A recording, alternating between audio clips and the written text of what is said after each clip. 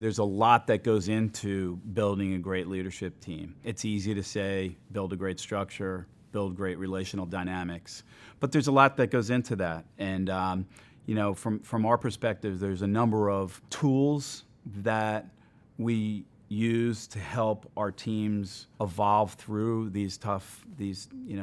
grappling with these tough issues. And one of them is something that's called psychological safety, and it relates strongly to the whole concept of trust. Psychological safety is not a term I coined. It's by a Harvard professor called Amy Edmondson. She's wrote a great book called The Fearless Organization that talks about psychological safety. And it's simply the ability for team members to be able to say what they think without being judged, without fear of repercussion, without being ridiculed or having some negative impact on them. We've seen this just the macro impacts of lack of psychological safety just with this coronavirus. That whole coronavirus started in one town, small town in China, and the fact that the bureaucracy wouldn't let someone speak up, they didn't feel safe raising the issue, is a very large example of what can happen when psychological safety is not in place.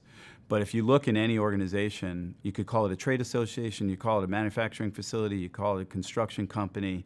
If someone is not comfortable saying, we have a problem here, or I think it would be helpful if we took this approach, and at least having a debate about that, if people don't feel comfortable doing that, the impacts can be severe.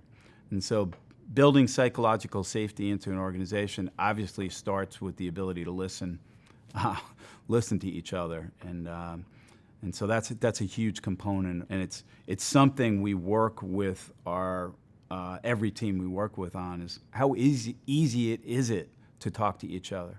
Do people feel like they can challenge and debate? And if not, what's getting in the way of that? And so that's one thing we focus on. We work heavily on. These things I'm talking about now are very closely related to each other. So self-awareness is another huge component of a great leadership team. Without the ability for each individual on a leadership team to be truly self-aware, it's hard to really have hard to lean into those hard discussions. Another great book by a woman named Tasha Eurich, it's called Insight, talks about self-awareness from two perspectives. First, it's how do we see ourselves and how do we view what we're motivated by and how we behave and how we present ourselves to the world. And it's good to reflect on that and to understand where we think we're coming from. But the other side of self-awareness is how do others actually see us? And so the only way to know that is by asking. So self-awareness is hard when you look at it from that lens. But if we don't know the vibes we're giving off, sometimes it's hard for others to interact with us. For example, if I have a perpetual frown on my face, it may be because I'm mad, but it also may be because I just don't smile well. And that vibe I'm giving off can be viewed as, he's unapproachable, when in fact I am, right? And so if I don't hear that from others, it's hard for me to change. So self-awareness is huge, and it's not easy. I think that this woman, Tasha Eurich, says, I think her statistic is 70% of us think we're self-aware, where it's something more like 15% are actually self-aware. And so, that's a big deal. The other thing is, and again, as I said, these things are very closely connected, is assumptions. Checking our assumptions is really big. Talked about this, that scenario of, if the vibe I'm giving off is that I'm very assertive and aggressive and move to action very quickly, then people make assumptions about that behavior. And the assumptions could be sometimes that maybe I'm arrogant, or maybe I don't care what they have to say, or maybe all I care about is, getting the bottom line. I don't care what the impact on people is.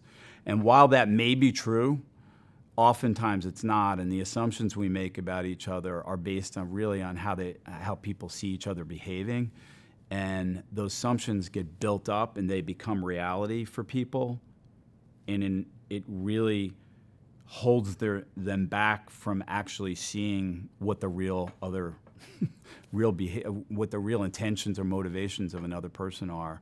And so we work very hard with our clients to break down those assumptions, first to name them, first to identify what they look like for each other, but then to start peeling away the onion so we have some patience with each other. And so we're kind of starting anew with each other rather than living those assumptions like they're real when oftentimes they're not. So I hope what you've gotten out of this conversation so far is that building a great team can really help accelerate your organization. I also hope you got the fact that building a great team is really hard work. It takes commitment by the leader and everyone on the team to do it, but that the results can be incredibly rewarding across your organization, certainly for your team and for the individuals on the team as well. So I look forward to seeing how you guys take the next steps to building a great team for your organizations.